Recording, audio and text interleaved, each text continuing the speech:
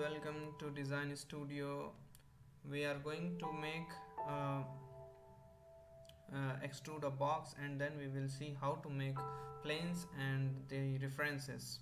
So it is very important part you should see, and this will enhance your design capability in Creo. So keep on watching and see how we can generate the plane. This is the basic home screen of the Creo parametric for the solid modeling, and this is extrude. Now we will select the plane and deselect all other features. So we will go to select the planes. Here we will go to top, and then we will go to select right. Basically this is the top and this is the right. Top is the x-axis and right is the y-axis. So whatever you sketch, it will be on top and it will extrude on y. So sketching in top, extrusion in y, and orientation means it will be oriented toward the z-axis. So selecting that, and then we will deselect the planes to clean up the area. Now we will select a center rectangle, and this is a center rectangle. Basically we make center rectangle for making it symmetric. Now moving forward, we will give some dimension to this center rectangle, and now this is the references. Basically what is reference? Reference is a datum through which Creo makes dimensions, or Creo select the datums as references. So whenever you change the references, all the dimension, all the positions will change. So you can change the references from here. You can select this. These are the two references. You can delete any of them, but one important thing, you cannot select a sketch as a reference, because that sketch will take that sketch is taking planes as a reference. So existing thing can be a reference, but not the thing which you are sketching. So this is the basic sketch. There are some constraints also in after making this.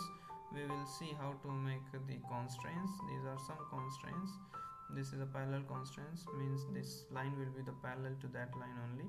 We will further see these constraints. Now we will go and give the thickness to the part, and control D is the key for default view. So this is the default view.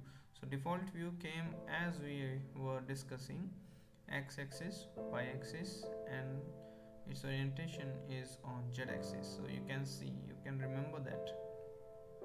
So whenever you want to make some drawing according to the isometric view, you can select x, y, and z for that drawing. This is very simple but very confusing. We can, if you are aware of this, you can do a great design in Creo parametric. Now we will extrude some more feature and see how further we can do in the field of references. So now this feature is already made, so we can select it and make it as a reference, as earlier we was not able to do in previous sketch. So we can now select it as a references. So we can delete it, as well as this can be defined also, defining for some other purpose, but right now we will delete it, and we can make it this as a reference. So you can see that the dimensions now is from here, not from the center. So dimensions, Creo parametric give dimensions according to the references. So you will change the reference, things will change. So I prefer to give references as a plane, because in further when you go to the assembly design and you change something in in some part, whole design will be get wasted or get red mark. That is a big problem in Creo.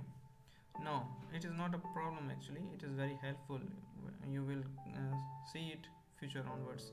So this is a constraint, coincident. So it will make it coincident to that point. So you can use this coincident constraints for making different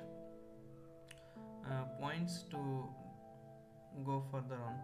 Now we will make a symmetric. For symmetric we will make a center line, and we will choose 2 points. So first of all you have to choose 2 points.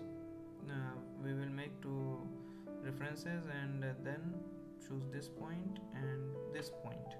Oh, this is a circle, so you choose this point. Okay, now you can delete. It is vertical actually, so it should be deleted. So you can see now this is symmetrical to that 2 points. So symmetrical constraint is always there with the points, not with the lines. Okay, so you cannot give anything symmetric with the surface. This is a new constraint to delete different thing. This is for dividing some line points and all those things. So you can make a line, and see, this is the point which is in between or in the mid of that point. If you want to make it corner, then choose corner constraint and make it corner. So sometime in sketches, if lines are a little bit offset from the other line, like we do in Creo, in AutoCAD trimming option, in Creo we can do it as a corner. So this is all about the video on making planes and references. So keep on watching and subscribe my channel for more details. Thank you.